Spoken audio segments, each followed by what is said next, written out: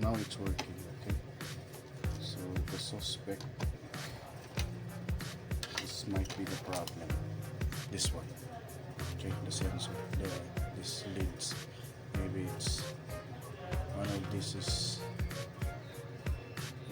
damaged. Okay, so as you can see, should be the lights, the sensor.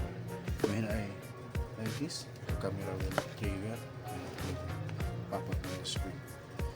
But if this one is damaged, so the camera cannot identify. You see the sensor here, it's manual. Without this, so it may be the problem with the camera also. So from always restarting to fixing. So I replace this one.